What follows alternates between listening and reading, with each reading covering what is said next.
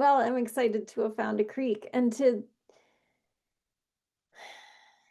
um just to notice what that does.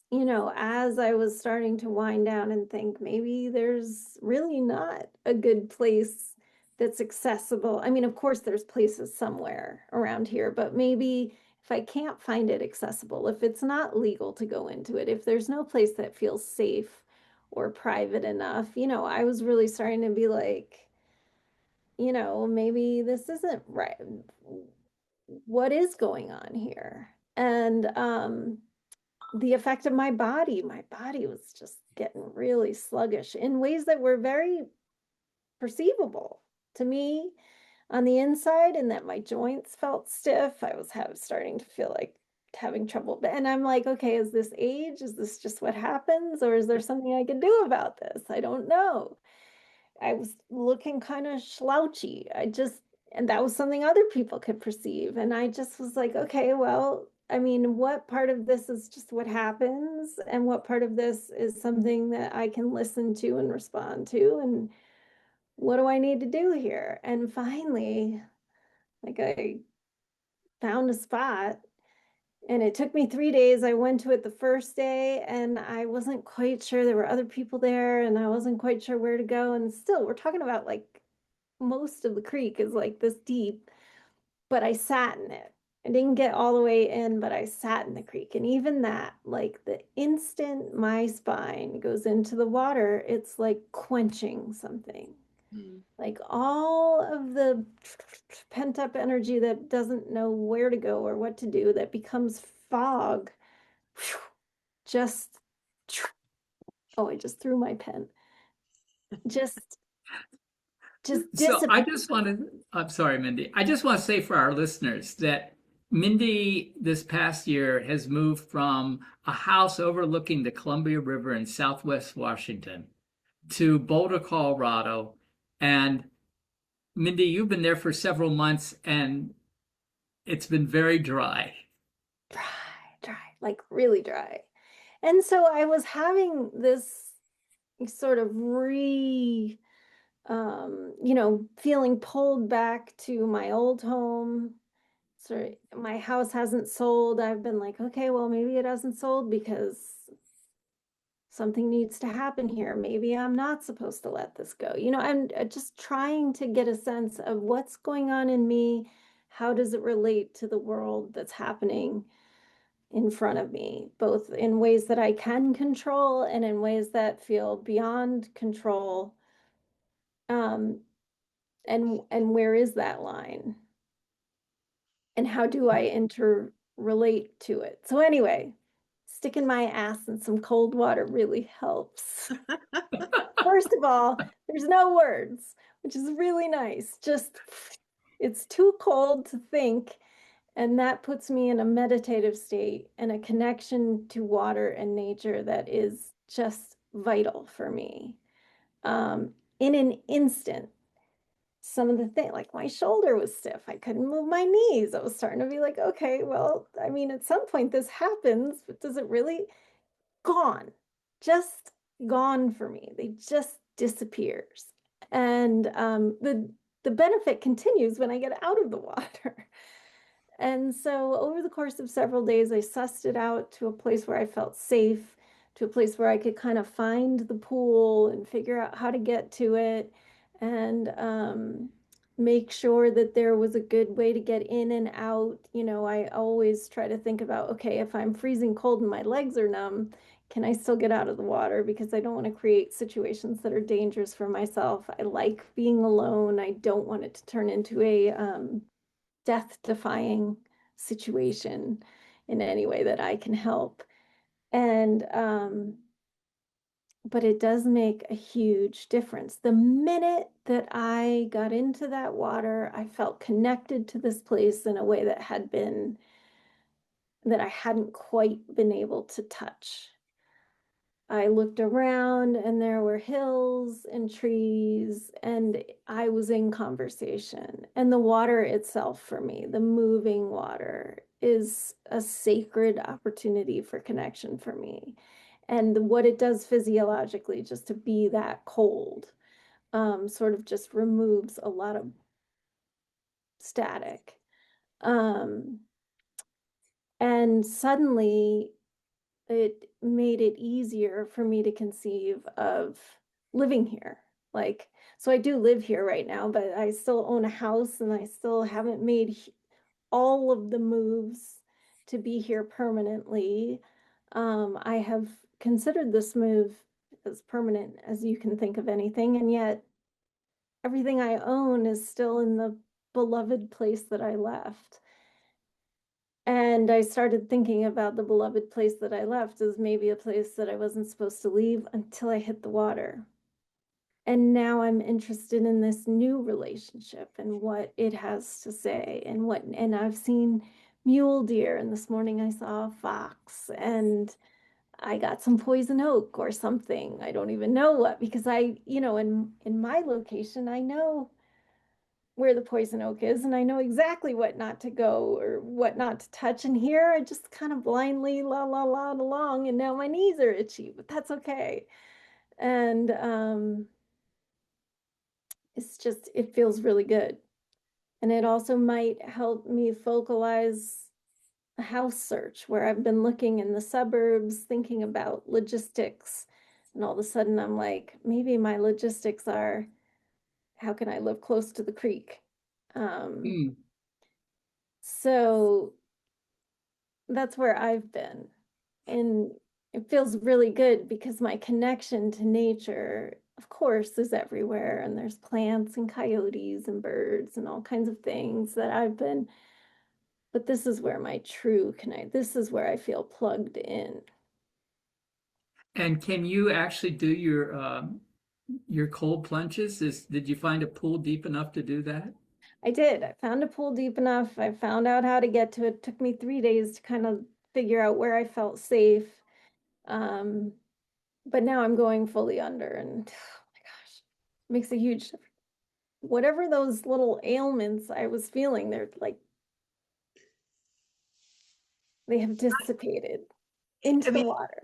you're putting this into such a an important context. You know, it's a big deal to move in such a different climate and relationship with the earth around. I mean, you're in mountains now in a different way than you were in Oregon and Washington.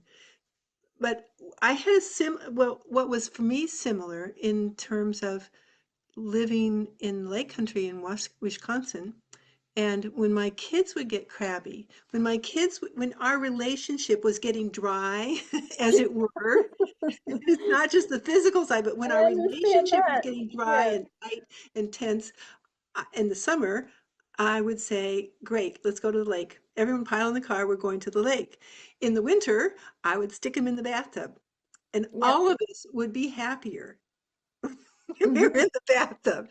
It was so it's Yep. an interesting thing about, I mean, water is juicy. Water brings juiciness. Water And it's offers juiciness. communicative. It's It communicative. moves things through. Yeah. Um, I realized the moving water, Mm, water that's on love its way somewhere, is important to me in this. There are these lakes. They're almost like puddles compared to lakes that it. We know, exist in yes. other places. They're wide open. There's no place to hide anywhere around the lake, not one tree or tall grass or anything.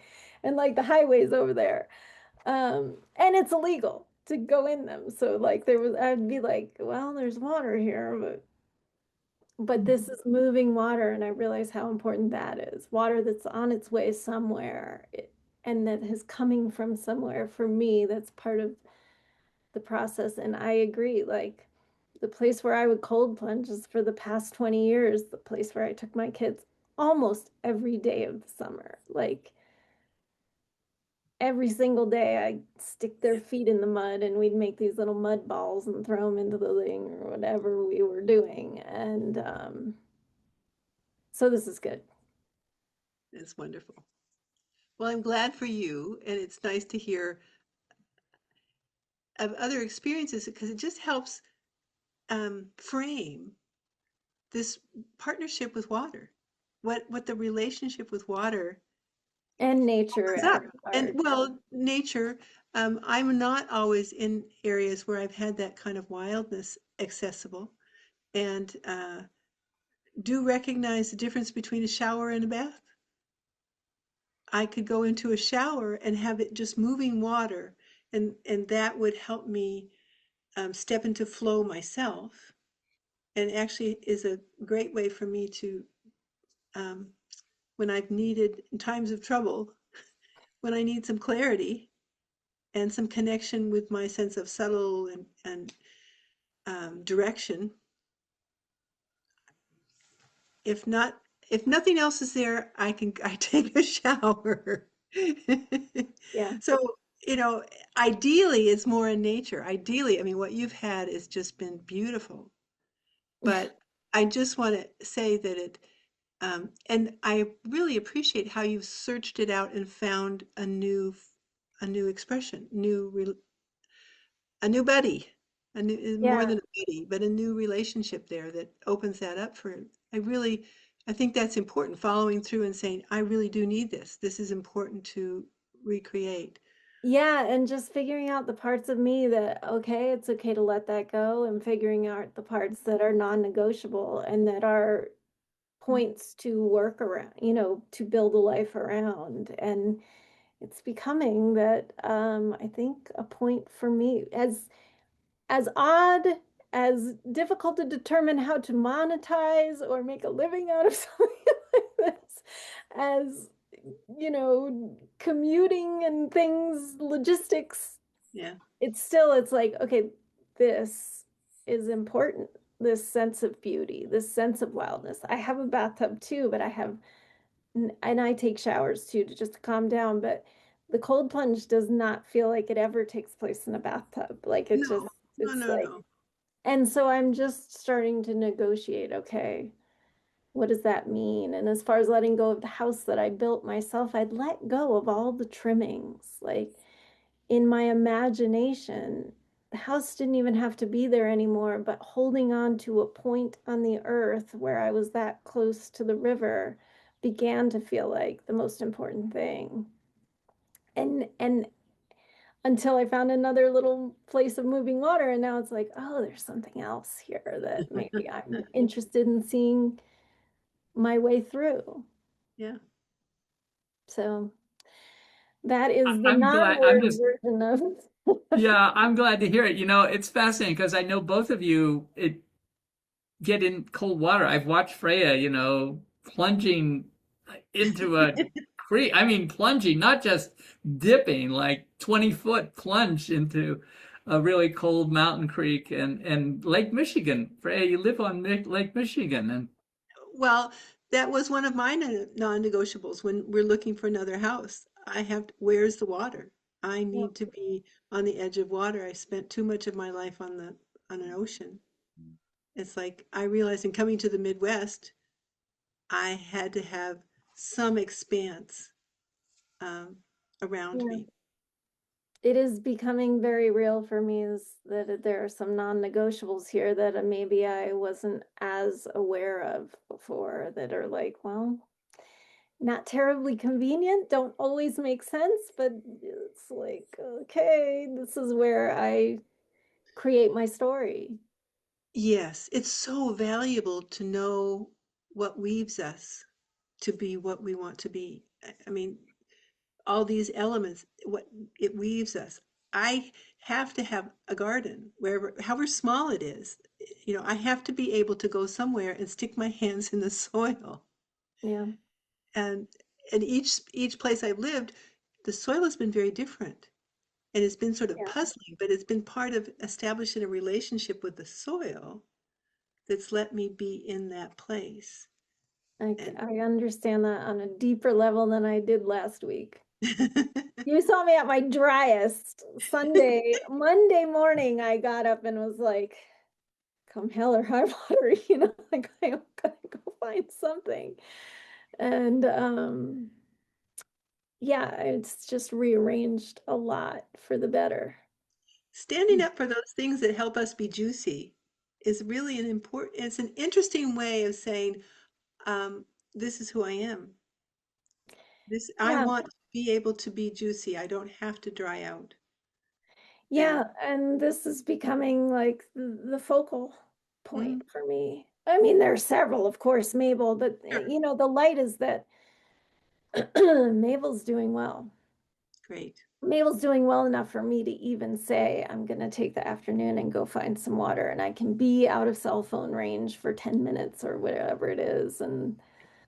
Um, and also just, it's what I'm doing is private Mm, and I like to feel safe.